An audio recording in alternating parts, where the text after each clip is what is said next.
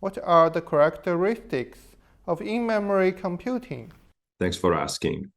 In-memory computing has the advantage that you can parallelize computations in a unique way, because essentially you are transforming a memory array, which is typically large, can be 260,000 elements or 1 million elements, and use this as a computational engine. Then the advantage is that you have high parallelization, which means high throughput, low data movement, because you compute the calculation in the memory, which means low power consumption, and low cost, because you merge the memory area with the computing element, and then the area is smaller and means low cost for the chip. And there are two kinds of in-memory computing. One is analog in-memory computing, and the other is digital in-memory computing. In analog in-memory computing, you use the relationship between the current and the tension that you have in transistors, that you have in the memory cell, to do the computations, to do the vector matrix multiplications, which you have in all neural network.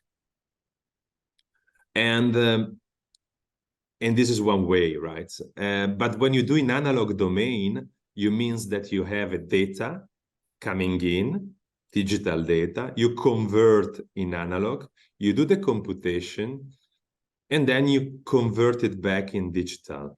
The problem of analog in memory computing is that there is noise in the analog domain, and then you have noise, and the noise changes the result of the calculations. Then typically analog in memory computing chips, they don't have high accuracy and high precisions.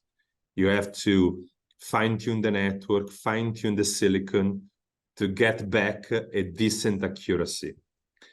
And we in Axelera, we have this technology, but we don't use this. We use digital in memory computing, which is different, because what we do, we don't convert, we don't do calculation in analog. We just take the SRAM cell, and close to each cells, we embedded a computing element to do the multiplication.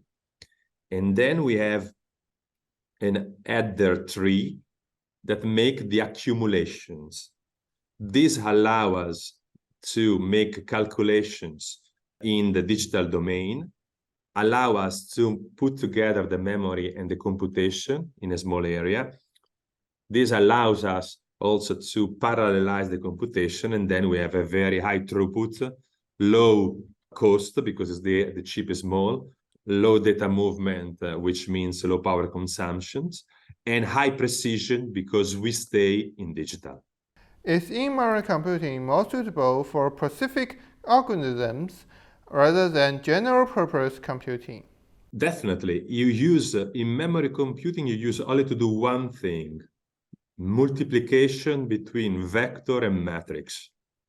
And if you look inside neural networks, recurrent neural networks, convolutional neural network, LSTM networks, transformer networks, 70 to 90% of the calculations are just vector matrix multiplications. And you use in memory computing to do only this. In memory computing can do only this. You cannot do activation functions. You don't do this within memory computing. You just do the multiplications and the accumulations, the sums, when you have to sum up the numbers. That's it. But these calculations represent 70 to 90% of what you have in any neural network. And this is the reason why it's important to use it in AI and machine learning, in deep learning. But you don't use in memory computing in any other domain, unless you have to do vector matrix multiplications. Do you think in-memory computing is a solution to break through the memory wall? The in-memory computing is the solution for the vector matrix multiplication, not more than this.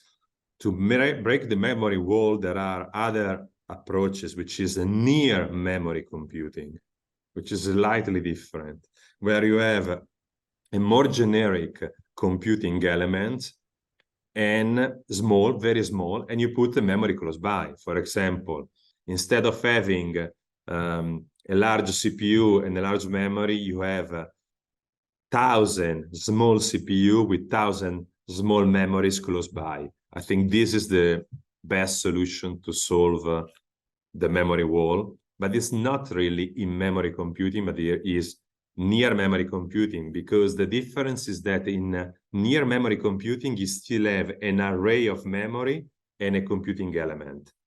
While in memory computing, you break down the array of memory and you put inside the array the computing elements. And you can do it only if you do multiplication and accumulation, otherwise it's useless.